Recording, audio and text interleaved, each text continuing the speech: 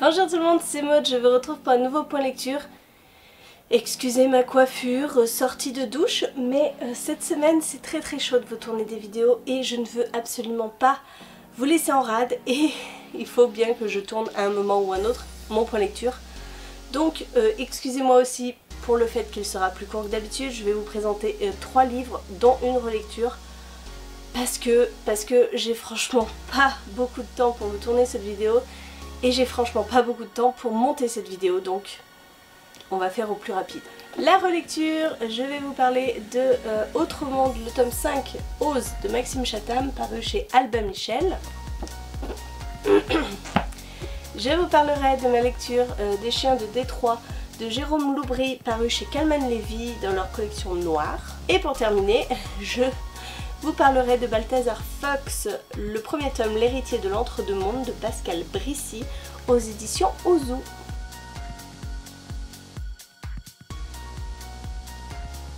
Allez, on commence tout de suite avec Autre Monde, c'est le tome 5.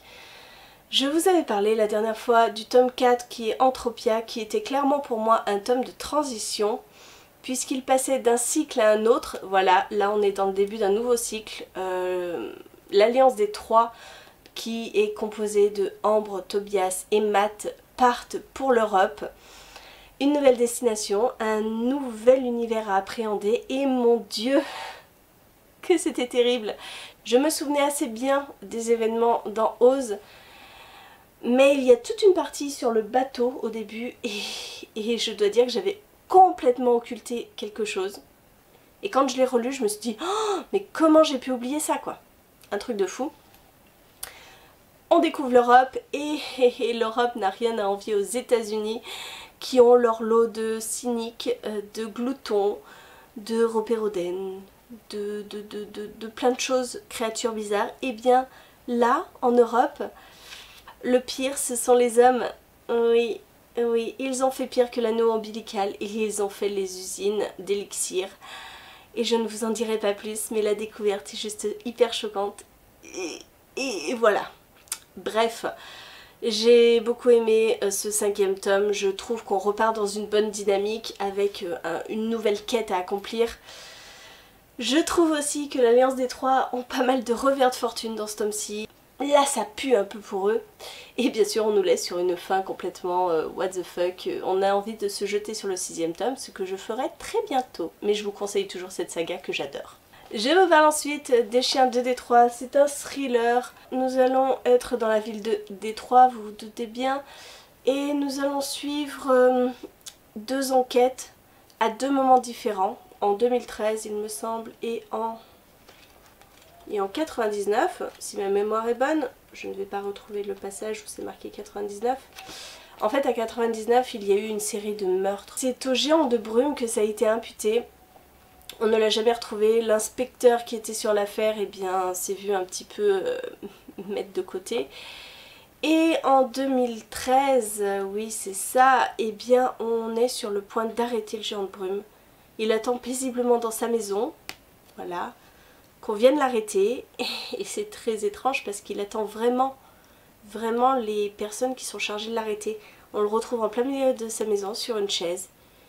Et il a envie de raconter son histoire, mais qu'à une seule personne, à Sarah, la nouvelle inspectrice qui est sur l'affaire. J'ai passé un super moment avec ce livre, c'est très noir, on est complètement dans l'ambiance de Détroit. Si vous ne connaissez pas cette ville des États-Unis, voilà, elle a été d'une grande beauté, d'une grande émergence lorsque les usines automobiles se sont installées. Sauf que depuis les usines ont fermé, c'est une décrépitude totale qui s'abat sur cette ville. La majorité des gens ont profité aussi de subprime à une époque, voilà, des crédits à taux infimes, sauf que ils n'avaient pas vu que à tout moment vous pouvez changer leur taux. Donc ils se sont retrouvés endettés à devoir partir, leur maison saisie par la banque. Bref, c'est toute une histoire, toute l'histoire de Détroit qu'on nous raconte dans ce livre et ça participe à cette ambiance très glauque, très noire, cette criminalité. Et moi c'est ce que j'ai aimé en fait dans ce livre, c'est l'ambiance qui est retranscrite parfaitement. Concernant l'enquête, on navigue entre le passé, le présent. C'était pas mal joué, c'était bien fait, tout concordait, on arrivait à retrouver voilà, des éléments qui concordaient assez bien. Les personnages principaux sont assez clichés. On retrouve l'inspecteur qui a été un petit peu spoilé à la suite de l'affaire Géant des Brumes, qui est devenu alcoolique. Il lui reste un fils qu'il ne voit plus du tout. Et la jeune femme qui va reprendre l'enquête, eh bien elle veut un enfant, sauf que sa situation familiale est complètement anarchique, son copain vient de la larguer. Bref, voilà, ce sont des personnages un petit peu clichés, pas forcément bien dans leur peau, qui ont des problèmes. Donc ça renforce un petit peu ce côté glauque, c'est sûr. Mais tout de même, j'ai réussi quand même à m'attacher au personnage. J'ai trouvé l'enquête vraiment bien foutue et c'est surtout l'ambiance de Détroit qui m'a complètement convaincue. La révélation finale, je dois bien avouer que je l'ai vue un petit peu venir. On a quand même pas mal d'indices qui peuvent faire en sorte qu'on comprenne. Mais il y a un événement qui se passe qui m'a laissé complètement sous le choc. Donc franchement je peux vous conseiller ce livre parce que l'ambiance est top et il y a quand même des choses surprenantes. Et voilà, c'est ce que j'attends d'un thriller, d'être surprise. Donc ouais, je peux vous conseiller Les Chiens de Détroit parce que moi j'ai vraiment beaucoup aimé ce livre. Et on termine avec une lecture jeunesse, voilà, avec cette magnifique couverture. Je trouve ce livre splendide. Et ici nous allons suivre Balthazar Fox, qui est ce jeune garçon qui est un ado un petit peu tout ce qui est le plus banal, c'est juste le fils du sénateur Fox. Il change énormément d'établissement scolaire, donc il a peu de chances de se faire des amis et surtout il a une contrainte, c'est qu'il a une queue de renard. Voilà. Et un jour il va trouver le médaillon de sa mère qui a disparu depuis 8 ans, et il va se retrouver téléporté dans un autre monde où il va rencontrer tous ces personnages là. Voilà, l'ours, Ernst, Vlad, le chacal, et Andoria, elle est quoi? Bah, la renarde. Il va tomber sur eux et il va se demander un petit peu ce qu'il fait là et il va apprendre qu'il est un entre-deux. J'ai vraiment adoré cette lecture jeunesse, je vous assure. Au début on peut se dire ça n'a rien d'original, on a déjà vu ça. On a déjà vu ça dans Le Monde des Whelan, enfin La Quête des Whelan, une jeune fille qui se transporte dans un autre monde. On a déjà vu ça dans Roseland, on a déjà vu ça dans plein d'autres livres.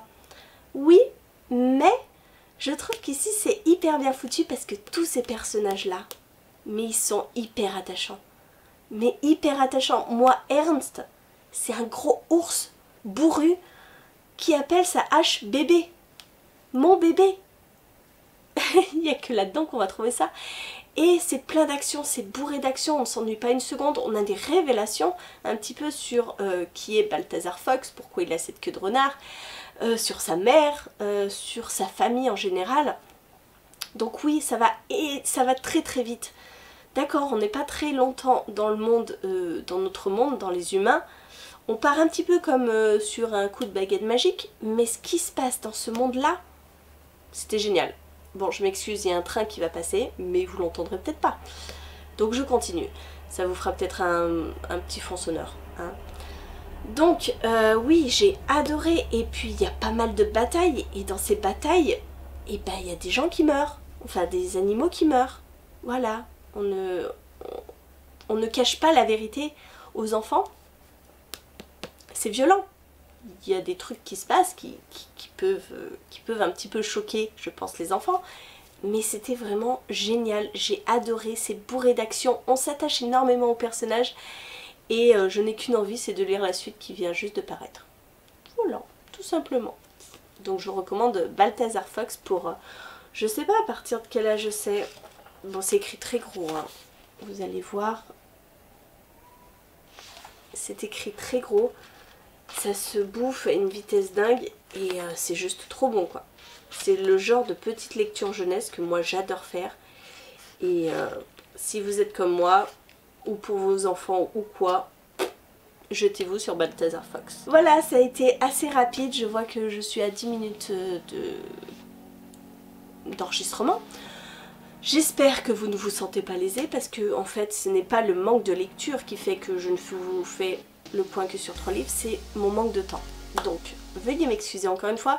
J'espère que la vidéo vous a plu, merci de l'avoir suivi jusqu'au bout. J'espère que vous avez fait de bonnes lectures.